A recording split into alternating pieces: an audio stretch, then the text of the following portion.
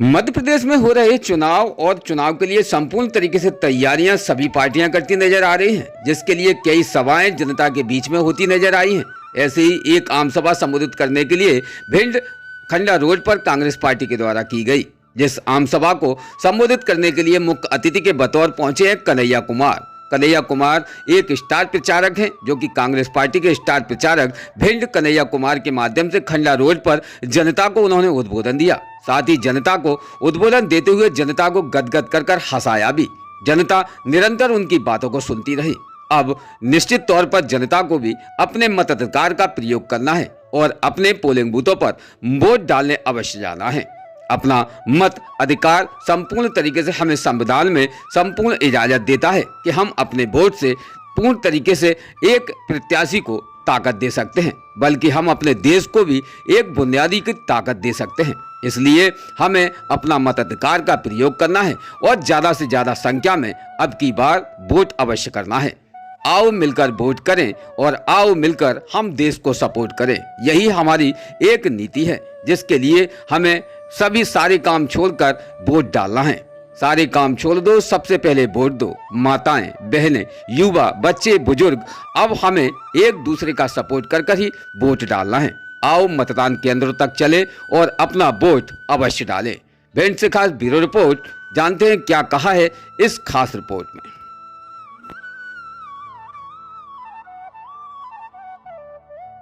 और आप सबको विदित भी है। तो ऐसे नेता, ऐसे कांग्रेस के स्टार प्रचारक, बिहार की सरजमीन में पैदा हुआ व्यक्ति, अनुसूचित जात वर्ग से निकलकर अपनी काबिलियत के आधार पर हिंदुस्तान में अपनी शिक्षा और वाक्पटुता से अच्छे अच्छे लोगों के दांत खट्टे कर दिए भाजपाइयों के। ऐसा भाई कन्हैया कुमार, उसका मैं भिंड की इस पावन धरती पर हृदय से इस्तकबाल करता हूं। उनके साथ पधारे हमारे अंशुल त्रिवेदी जी का भी स्वागत करता हूं। उनका संबंध है मुझसे। भाई महेंद्र शर्मा जी मेरे सीनियर थे MBM कॉलेज में।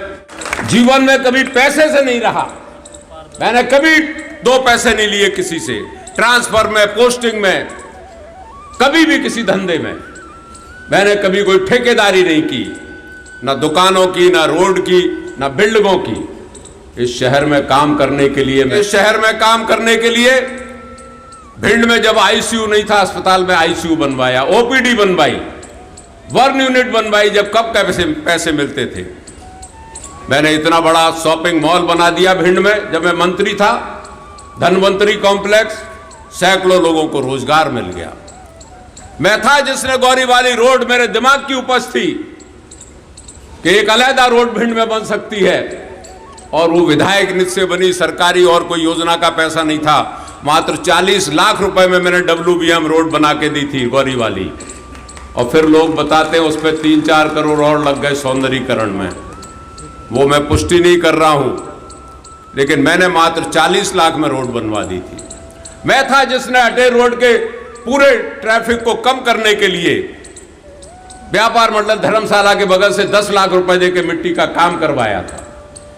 मैं था जिसने कभी MJS कॉलेज खुला होगा, मुझे मालूम नहीं, मैं पैदा हुआ था कि नहीं, मुझे नहीं मालूम भिंड में ITI कब बनी, लेकिन आजादी के बाद से तमाम हमारे आदरणीय नेता लोग रहे, लेकिन भिंड में कोई तकनीकी विद्यालय नहीं आया। यह आपका भाई था राकेश चौधरी, 1981 में मुरैना में पॉलिटेक्निक कॉलेज खुल गया।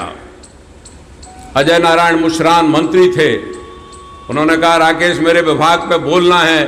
मैंने कहा आप कुछ देते तो हो नहीं, कोई विभाग पे आपके पे बोलना ही नहीं चाहता है।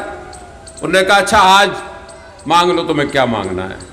मैंने पुस्तक पढ़ी, नरसिंहपुर में अपनी कॉन्स्टिट्यूंसी में एक पॉलिटेक्निक कॉलेज ले जा रहे थे, मैंने उनका भाषण दिया। मैंने कहा आप श्याम सुंदर मुशरान के पुत्र, इतने बड़े नेता के, आप सेना में रहे, कर्नल रहे, आप मंत्री है, लेकिन दिल आपका बड़ा छोटा है। मैंने कहा नरसिंहपुर के बच्चे टेक्निकल शिक्षा लें, और ग्वालियर से 75 किलोमीटर दूर ब्लैक होल है भिंड, वहां के बच्चों का अधिकार नहीं है टेक्निकल शिक्षा का। उठ गए कर्नल अजय नारायण मुशरान बीच में ही भाषण में, बजट पे, तो मैं बैठ गया। उन्हें कहा राकेश एक इसी बजट में भिंड में दूंगा। पॉलिटेक्निक कॉलेज खुलवाया भिंड में, बिल्डिंग बनवाई। एक बच्ची ने मुझसे कह दिया अकोड़ा में जयपाल दा कि अंकल बोले भिंड में पढ़ने नहीं भेजते गार्जियन, कॉलेज नहीं है यहां 12-15 किलोमीटर दूर। तो पीछे जो लोग खड़े थे चुनाव में उस दौरान, तो उन्होंने कहा कि बेटा इंटर कॉलेज भी चौधरी साहब नहीं करवाया है, अकोड़ा में हाई स्कूल आदरणीय स्वर्गीय नरसिंहराव दीक्षित जी ने करवाया था, इंटर कॉलेज मैंने करवा के दिया। तो मैंने उससे कहा बिटिया अगर सरकार बन गई तो मैं जरूर बनवाऊंगा, विरोध में रहा तो मैं कोशिश करूंगा। और मैंने भाषण देते देते, शिवराज बैठे हुए थे, लक्ष्मीकांत शर्मा अब दुनिया में नहीं है, मेरा जूनियर था, 93 में आया राजनीति में। भाषण देते देते मैंने उससे कहा कि मैंने पिछले वर्ष तुमसे ये कहा था कि मुझे एक अकोड़ा में कॉलेज चाहिए, ये पूरी लिस्ट देख ली आपने, इसमें अकोड़ा में नाम नहीं रखा। शिवराज सिंह थोड़ा सा घबराया, उसने उससे कहा इशारा करके बोलो अभी बोलो, तो क्योंकि मैं संसदीय प्रक्रिया का बहुत पालन करने वाला व्यक्ति हूँ।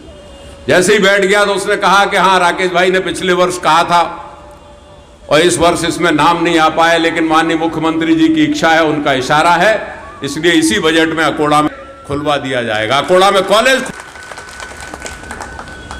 लोग जैन समाज के कहते थे कि बरासो मंदिर पर नहीं जा पाते, पुल नहीं है वहां कमई के नाले पे, नीम गांव पे रोड बनवाई आदरणीय दिग्विजय सिंह मुख्यमंत्री, जैन समाज के लिए वहां जाने आने के लिए, शहर में काम करने के लिए। और क्या ये भाई नटराजन वाजपेयी और जो रामकिशोर भारद्वाज बैठे हैं, कॉलेज के जमाने से मैंने कभी किसी से डरना नहीं सीखा। बीच का एक दौर ऐसा आया, मैंने कहा शायद हाथ जोड़ के ही काम चले, लेकिन अब समझ में आ रहा है कि ये भूत काय से नहीं मानेंगे ये। हाँ, ये बातों से नहीं मानेंगे। ये मैं मन से कह रहा हूं कि मेरे विधानसभा का आखिरी चुनाव है, इसके बाद जो पार्टी काम देगी वो करूंगा। मुझे बहुत ज्यादा लालच नहीं है, मुझे जीवन में जो दिया भिंड वालों ने वो शख्सियत मेरी बना दी। मैं मध्य प्रदेश की विधानसभा में जहां रहता था वहां मेरा कद आपकी वजह से था। मेरी औलादे भी अगर राकेश चौधरी का नाम लेके भोपाल में जाएंगी तो कोई भी आईएएस, कोई भी नेता, कोई भी अधिकारी इज्जत के साथ उसको बिठा लेगा, क्योंकि मैंने नेक नियति से काम किया है। अब मेरी आखिरी इंतजा है, अंतिम अपील है, अभी बहुत सी सभाएं होंगी। आपसे करबद्ध प्रार्थना है कि इस बूढ़े भाई की मदद करें। 17 तारीख को हाथ के पंजे का बटन दबाकर कांग्रेस का परचम भिंड में फहराएं, मध्य प्रदेश में फहराएं, और आगे आने वाले समय में दिल्ली की सत्ता में भी हम कांग्रेस को बिठा लें, राहुल गांधी को बिठा रहे। जय हिंद, धन्यवाद। और डर भय ये फैला के ये क्या दिखाना चाहते हैं, ये इनकी गलतफहमी है। हमारा जन समाज व्यापारी वर्ग है,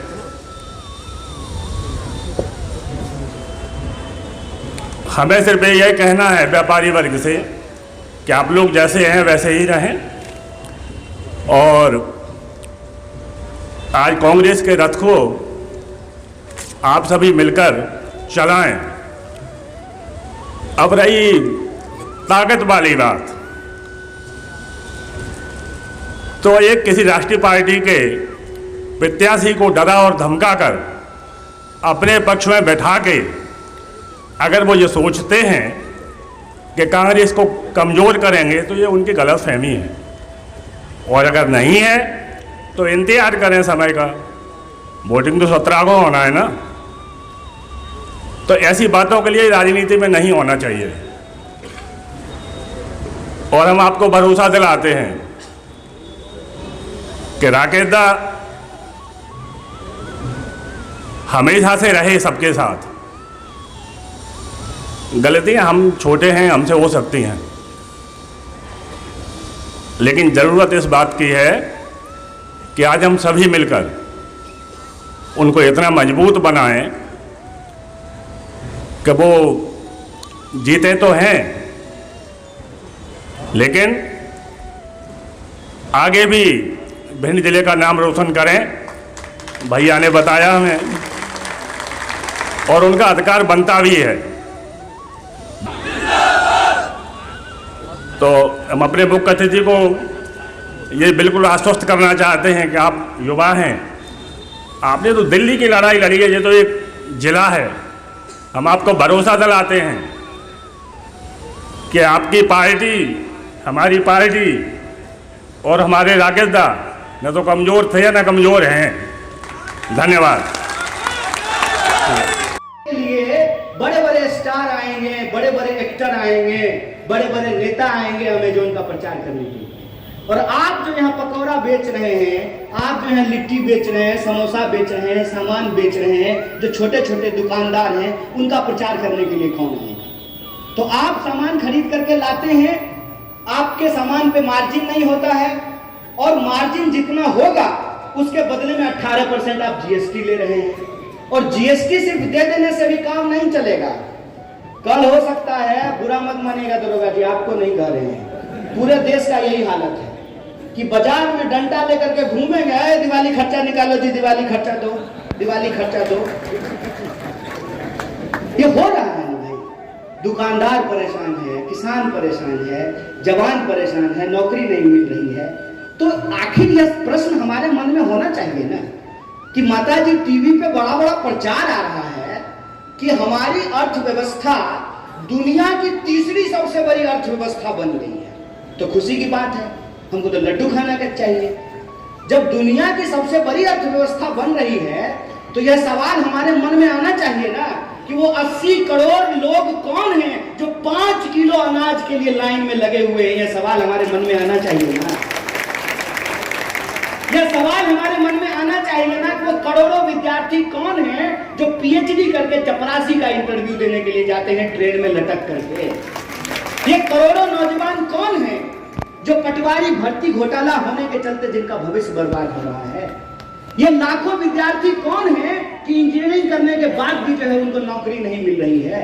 ये लाखों किसान कौन हैं जो अपने ही खेत में जो पेड़ है उस पर लटक करके अपनी जान देने के लिए विवश है। वो किसी को सिर्फ मुख्यमंत्री और प्रधानमंत्री बनाना नहीं होता है।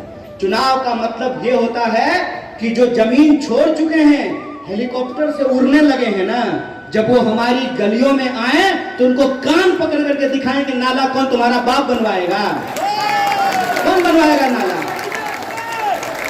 तुम्हारा बेटा बीसीसीआई का सेक्रेटरी बनेगा और हमारा बेटा फांसी लगाएगा।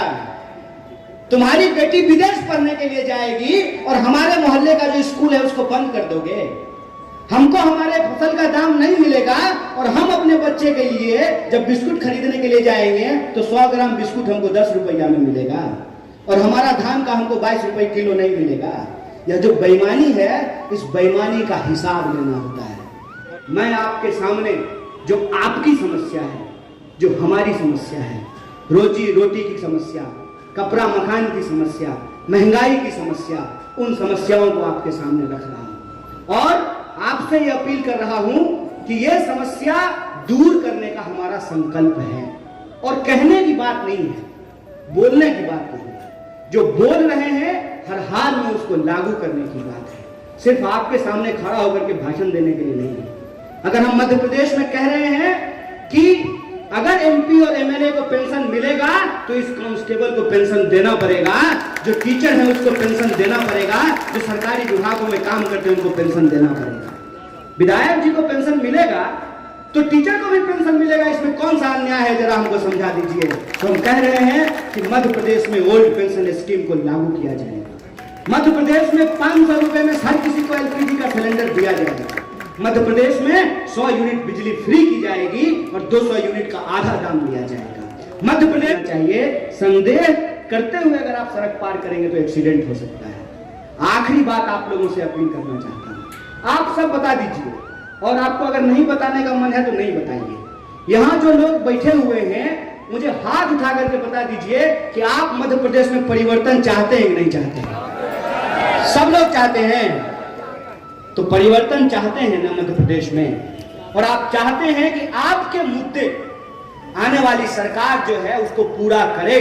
चाहे वो ओल्ड पेंशन स्कीम का सवाल हो, 500 रुपए में गैस सिलेंडर का सवाल हो, बिजली बिल को माफ करने का सवाल हो, महिलाओं को 1500 जो भी संकल्प कांग्रेस पार्टी आपके लिए लेकर के आई है, तो आपसे मैं एक अपील करना चाहता हूं। देखिए, एक बात समझ लीजिएगा, अगर 2, 4, 5, 10 सीट का घपला रहेगा ना, घपला मतलब अगर मान लीजिए कि 115 सीट चाहिए और 120 सीट आया, तो हमेशा जो है ना सरकार के ऊपर तलवार लटकी रहेगी।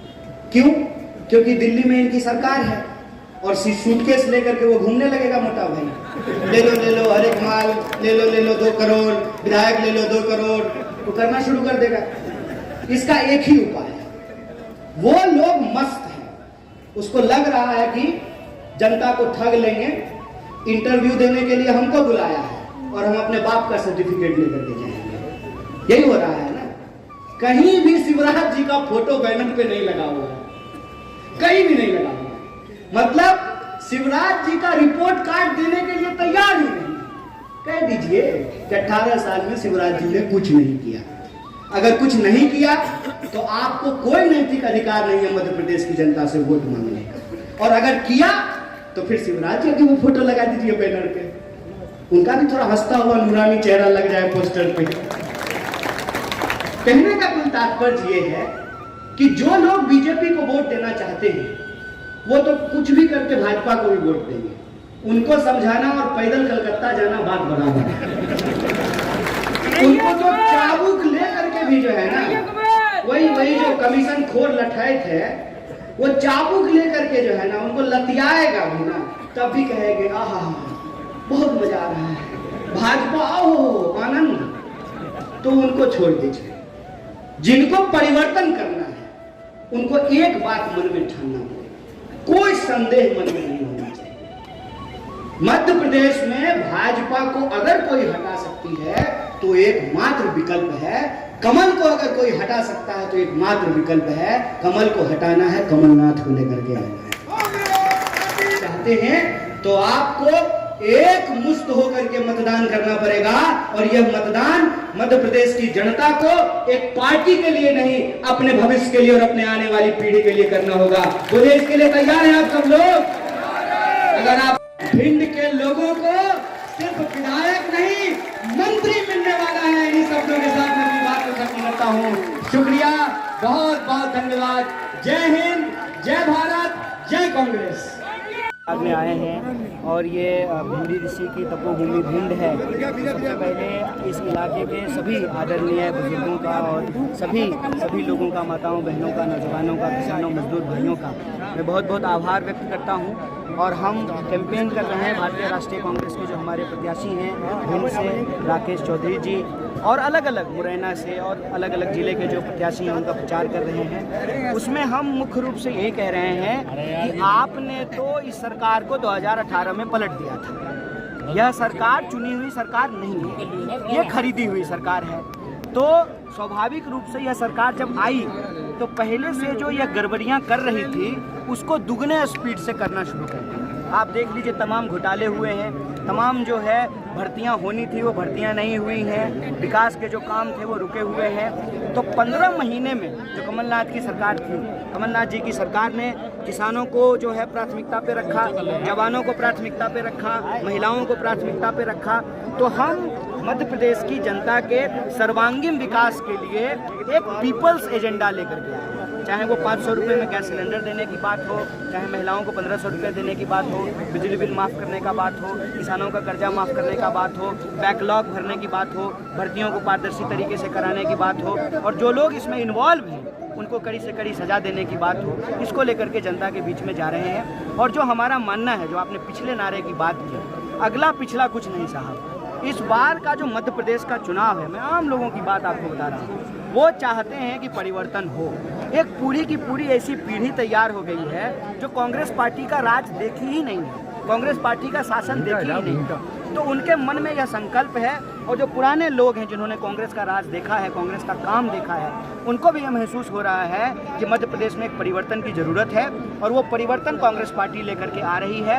और लड़ाई बिल्कुल आमने सामने की है, कांग्रेस और बीजेपी की। तो जो बीजेपी के साथ हैं, चाहे महाराज इधर थे या उधर हैं, तो जो भी वो बीजेपी की तरफ हैं, और मध्य प्रदेश का आबादी जो है वो कांग्रेस के साथ है, और परिवर्तन मध्य प्रदेश में मुद्दे मध्य प्रदेश के चुनाव में कांग्रेस पार्टी जो मुद्दे लेकर के आई, और सिर्फ मैं मध्य प्रदेश की बात नहीं करता हूँ, 5 राज्यों के चुनाव हो रहे हैं, जिस तरह से कांग्रेस पार्टी मुद्दे लेकर के आई है उसको पहले भाजपा वाले रेवड़ी कहते थे और अभी वही सारे मुद्दे जो अपने घोषणा पत्र में शामिल कर दिए हैं। तो हमने इनको विवश किया है कि जो पीपल्स इशू है, जो आम लोगों के मुद्दे हैं, उस पर राजनीतिक विमर्श हो, उस पर चुनावी सभाएं हैं, उस पर चुनावी बातें हों। तो हम मुद्दों की बात कर रहे हैं, हम बात कर रहे हैं 500 रुपये में सिलेंडर मिलेगा, हम बात कर रहे हैं कि किसानों का कर्जा माफ़ किया जाएगा, हम बात कर रहे हैं कि जो है महिलाओं को मदद की जाएगी, बुजुर्गों को मदद किया जाएगा। तो समाज के सभी वर्गों के उत्थान का मुद्दा जो है लेकर के हम चल रहे हैं और यही वजह है कि सभी जाति धर्म और सभी क्षेत्र में जो है कांग्रेस पार्टी लगातार चुनाव में आगे बढ़ रही है, बेहतर स्थिति में है।